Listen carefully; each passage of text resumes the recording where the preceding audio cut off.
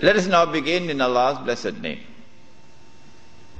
What is the Khilafah? The Khilafah is state and government in Islam. What is Islam? The definition of Islam is submission to Allah. What is submission to Allah? Submission to Allah is submission to Allah as Al-Malik. In some translations in English you find Malik as king. No. We don't want that translation tonight. We're dealing with political terminology here tonight. And so Al-Malik is the sovereign. Now that's a word you'll understand. Sovereign. Lahul Mulk, sovereignty belongs to him. And so to submit to Allah in Islam is to submit to Allah as sovereign who possesses sovereignty. To submit to anyone else as sovereign, to declare that anyone else possesses sovereignty, is to say goodbye to Allah. Did you hear that? To submit to Allah is to submit to Allah as Al-Akbar.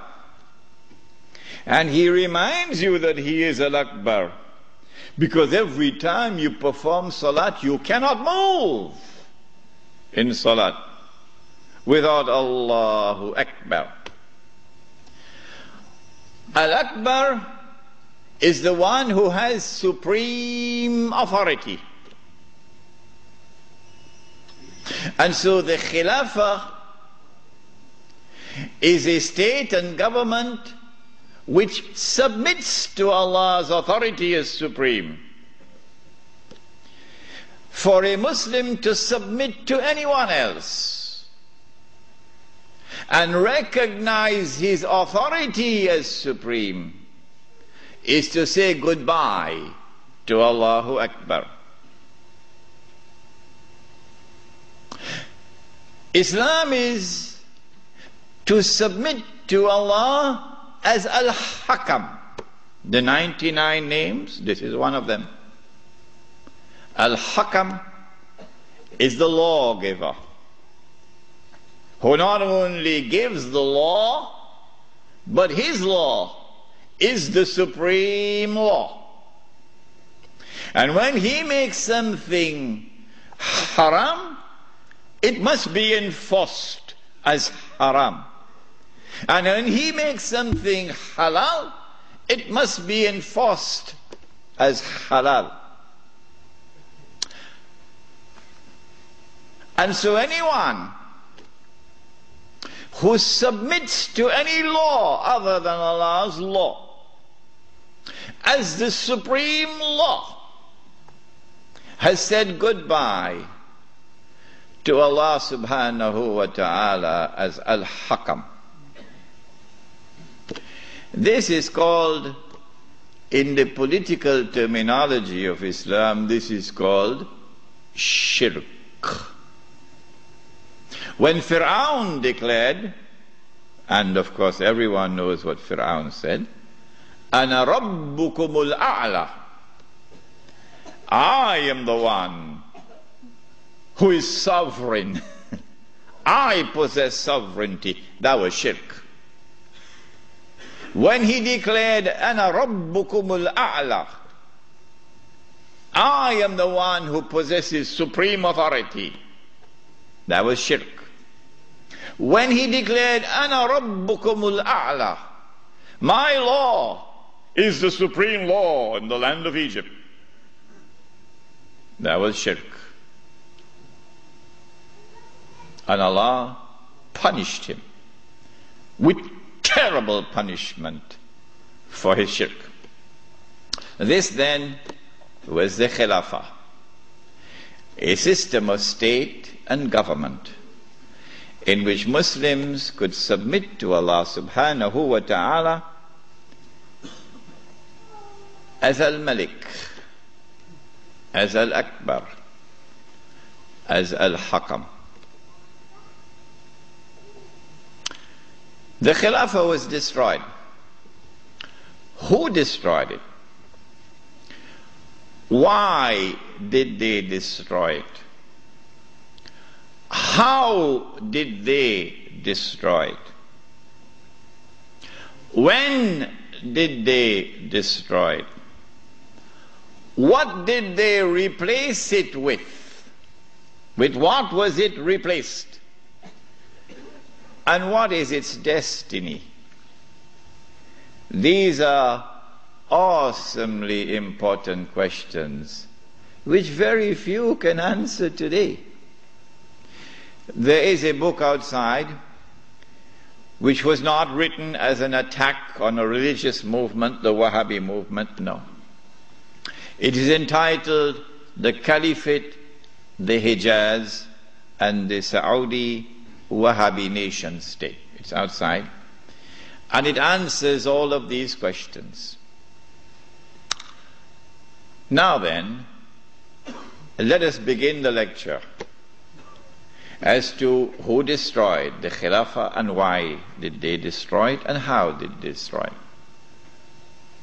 When you read this book, Jerusalem in the Quran, and when you listen to the lecture next Monday, then you'll know that the Jews had in their heart, as they still have to this day, this conviction that it is their destiny.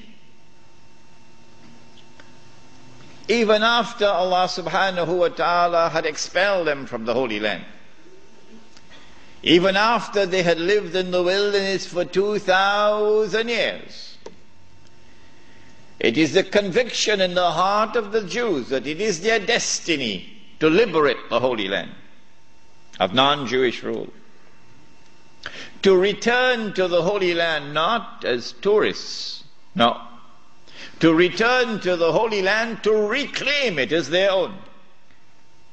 For 2,000 years the Jews had this conviction in their heart that one day this will happen. To restore in the Holy Land the state of Israel, of Nabi Dawood alayhi salam and Nabi Sulaiman alayhi salam. And that the golden age will come back one more time.